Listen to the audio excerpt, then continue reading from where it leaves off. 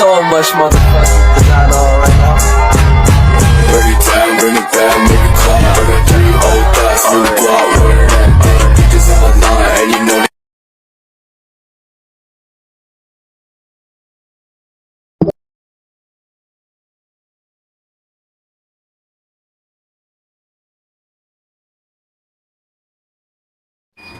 Nah, Ibu, terkait bahan baku kan semakin meningkat ya harga-harganya ya. Nah, itu pendapat Ibu itu gimana sih terkait bahan baku ini bagi keluarga gitu, ekonomi keluarga? Ya kalau bahan baku menurut keluarga kami mah ya itu teh terlalu memberatkan. Soalnya kan tidak sesuai dengan pendapatan suami sekian, terus bahan baku naik. Apalagi tuh beras kan makin hari makin Bahan pokok. iya, bahan pokok itu kan sangat penting. Jadi ya buat keluarga kami itu terlalu berat. Bahan baku semakin naik. Sedangkan dari pemerintah kan tidak ada apresiasi atau bantuan apapun kepada keluarga saya, keluarga kami di sini lah. Nggak pernah dapat bantuan gitu? Enggak pernah ada dapat bantuan. Apalagi kan bahan pokok dari tahun kemarin sampai tahun sekarang itu semakin meningkat, naik, sedangkan keluarga kami kan gajinya pas-pasan, tidak sesuai dengan pendapatan suami saya lah. Oh, oke, baik, terima kasih. Nih Bu Ibu, saya mau nanya nih sekalian beli di sini. Nggak apa-apa ya, tanyain ya. Masih apa ya? Iya nanya ya. Di sini kan warteg ya, jualan nasi, jualan sayuran juga, lauk-lauk gitu ya, gorengan juga tuh ada.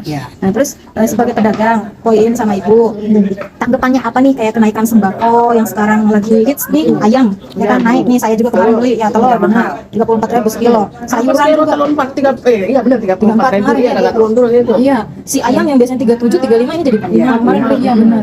Itu tanpa pala. Iya, tanpa isi itu. Tanpa isi, iya benar, tanpa itu.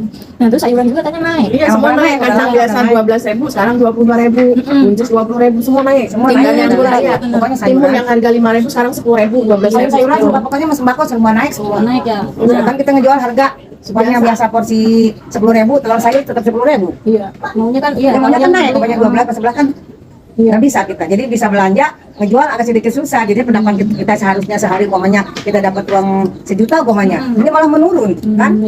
Buat belanja lagi kita kurang. Nah, iya begitu doang. Makanya ya kita mah ya sebagai pedagang ya pengen ya apa sedikit berbagi gimana sih ya biar turun lah gitu kan seperti biasa lagi. Apalagi sekarang mau ada orde baru lagi kan ya biar ini apa biar turun lah gitu biar kayak dulu gitu. Ya istilahnya gitu kan. Ya biar yang kayak kita dah yang setara biar gitu maksudnya. terjangkau lah sama kalangan bawah gitu loh. Iya juga kan jadi kasihan Turunin lagi seperti kemarin lah gitu. yang misalnya kayak beras kemarin kan 9.000 jadi 11 ya gitu. Sedangkan yang beli pengen yang murah, tapi banyak gitu. Ya kan di sini kan market namanya ngambil-ngambil gitu ya. Banyak dikit kan kayaknya murah. Iya. Pokoknya kita bisa belanja, bisa ngejual, jadi belanja susah gitu. Jadinya kita harus modal lagi. Yang harusnya kita belanja pokoknya habis 500.000, ini melebihi segitu. Sedangkan pendapatan kita nggak mencapai segitu gitu. Jadi kita harus bermodal tiap hari. Dari mana kalau nggak ada pendapatan dari itu, kan? Gitu. Misalnya iya, modalnya hari ini gopek. Iya. Terus kita dapat uangnya pokoknya 300.000. Kan bisa belanja lagi susah kita. Nggak dapat apa-apa kan bingung di situ lah. Itu bisa-bisa ya tutup kita jadinya warung. Hasilnya makan. Nah ini mah hitung gimana ya? Ya karena Allah ya langganan kita mungkin ada buat kita makan juga gitu. Sekarang mah pahit nggak kayak duluan. Orang ini sudah corona. Jadi naiknya ini ya. Gitu ya. Orang teh drastis turunnya naiknya. Turunnya drastis sejak corona. Pendapatan ya. Parah teh. Berarti tanggapannya ya berat ya buat Tanggapannya berat lah. Gitulah harga sembako dah. Seperti kemarin-kemarin aja lah gitu. Terjangkau sama rakyat kecil gitu. Dan berarti ya dampaknya berarti keuntungan jadi menurun ya. Nah, pendapatan menurun lah. Begitu. Modalnya naik gitu ya. Modalnya berlipat gitu. Belanja ya. Belanja. Berarti permintaannya sama pemerintah ya begitu ya, naik penurunan harga ya. Penurunan harga lah sembako gitu ya. Jadi stabil lagi gitu ya. Bisa naik-naik lagi. Iya, udah. Sambil aja gitu. Oke.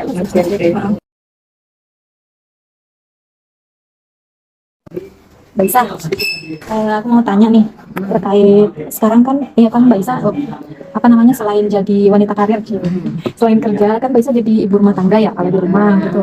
Terus kalau sekarang harga sembako naik nih, ya kerasa lah sama aku juga ya. Kayak kemarin aku beli si ayam, terus beli telur ayamnya juga, kayak beli beras itu kan harga naik-naik. Itu kalau Mbak Isa sendiri, dampaknya ke Mbak Isa gimana? Nggak sama aja sih kayak ibu-ibu yang lain ya. Harga-harga bahan makanan naik juga ya imbasnya. Pinter-pinter saya ngatur keuangan. Oh iya ya, Bener-bener. Mungkin biasanya beli telur berapa dikurangin dialihin ke protein yang lain yang harganya udah mendingan. Iya. Menu makannya juga di mix sendiri lah gimana caranya biar duitnya cukup lah buat yang lain juga semuanya.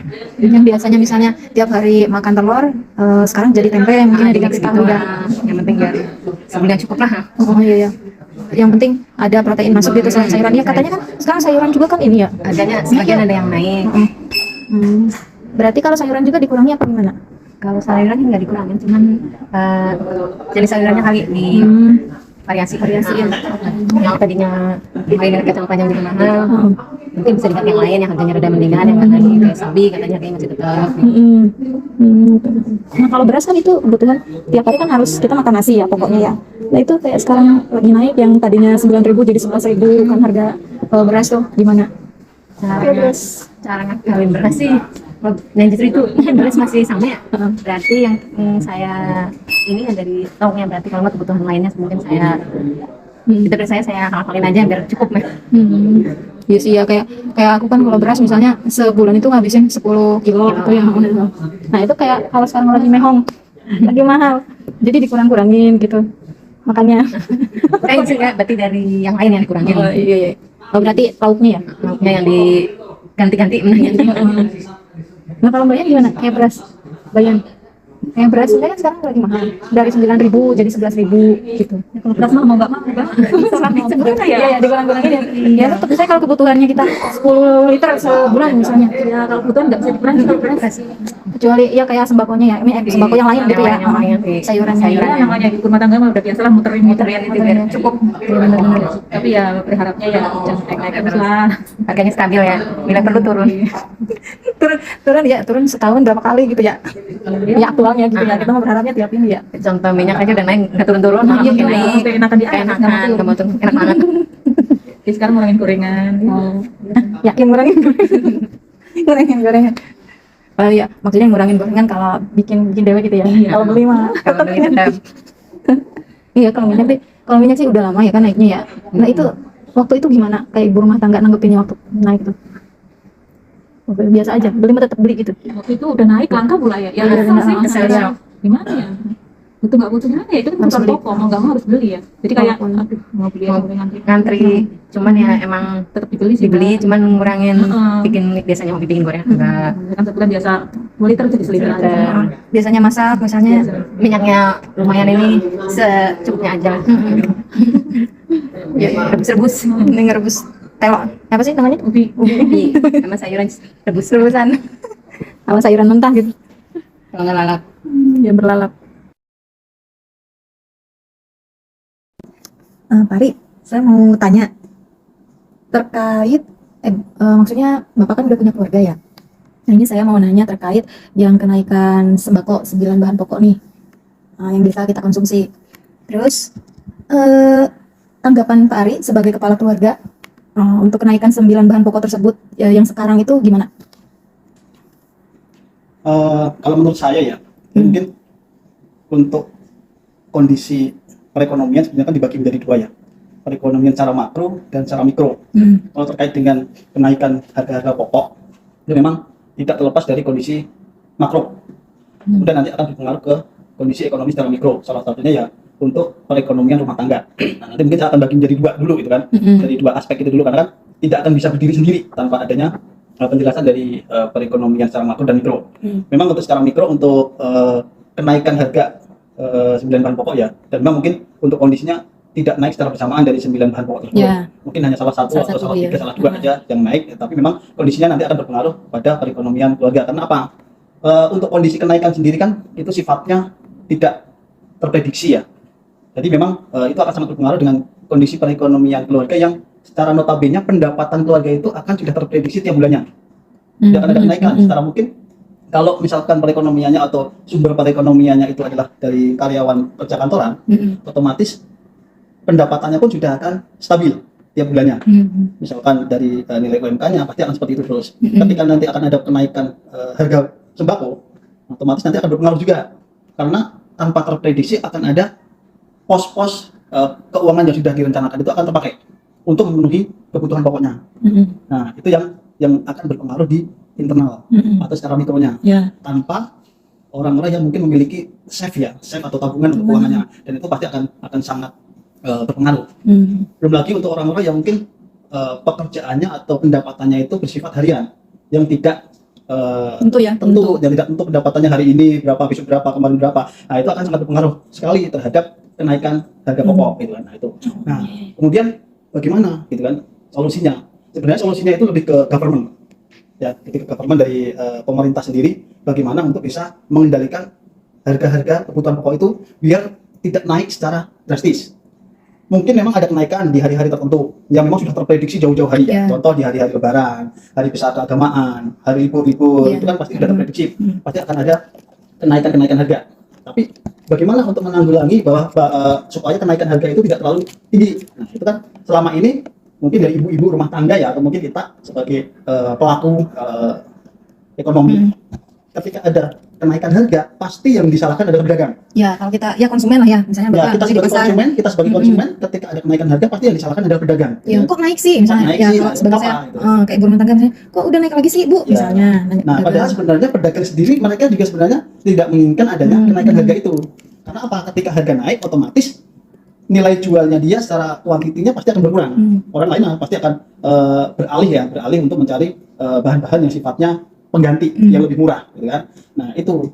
Terus bagaimana solusinya? Kalau menurut saya sih harus ada sinergitas dari kementerian ya, dari kementerian secara makro ya, kalau saya bilang sih secara makro, bagaimana dari Kementerian Perdagangan itu bisa bersinergi dengan beberapa kementerian lain.